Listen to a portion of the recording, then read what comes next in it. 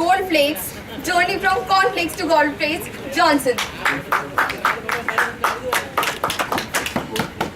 A journey from cornflakes to gold flakes.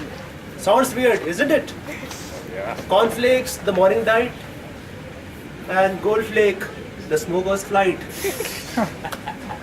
But actually the question is, who are the passengers in this journey? Any guesses? Of course, the teenagers.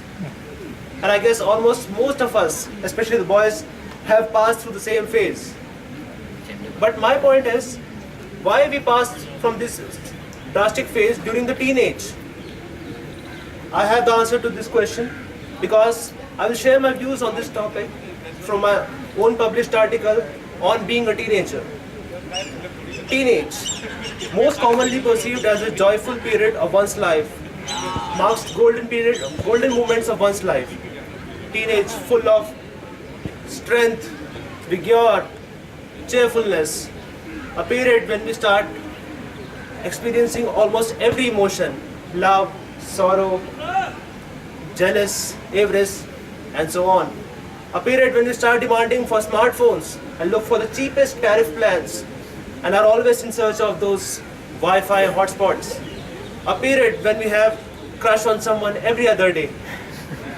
A period when we spend maximum time in front of mirror just to look more and more better in order to take a selfie or to please someone. But the thing is, all these activities are considered nonsense, especially by our Indian parents. They have 3 tools to quarrel with their children. Number 1, CAT. This I have defined it. CAT means comparative analysis tool. For instance, Johnson, you are so privileged. How can you speak like this? At your age, I used to go to school barefoot, 5 kilometers up and down.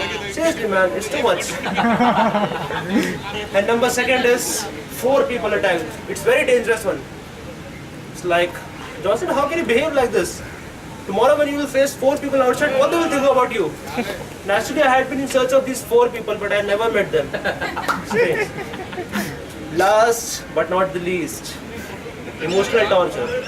But I don't need to give a demo for this one because most of us become a victim of this weapon every day in our lives. The question is not whether these weapons are effective or not. This is not the question. The thing is, what happens to teenager during that particular phase? We need to understand. A teenager, being a most vibrant, a social element, moves out every day to school, tries to explore something new. But by the time he's back to home, he's sandwiched between the school assignment pressure and the parental pressure. Just like the CRC approach we have. And apart from that, this develops a need for belongingness. And since the thirst of love and belongingness is not quenched at home, you obviously resort to other means. Like some become addicted to smoking, pornography, and many other unnecessary habits. Some spend time on chatting, maximum time on multiple social networking platforms, which you even don't know why you're doing like that. And some you can see around in this garden also, getting into deep bonding and relationships at a very young age. And having cuts on the hands is just a sign of love. And 10 years later, you realize what nonsense I have done. All this happens with most of us.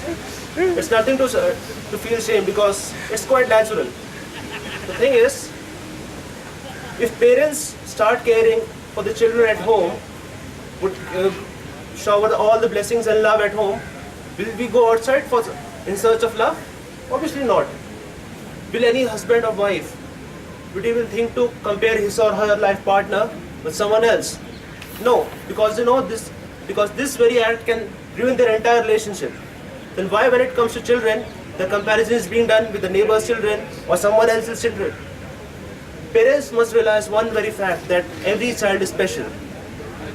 Finally, I would like to conclude that parents, instead of behaving like parents only, must act like friends and understand the children, shower more love, understand them, listen to them, guide them, so that they will become more wise to take better decisions in life. Over to the Toastmaster. Nice.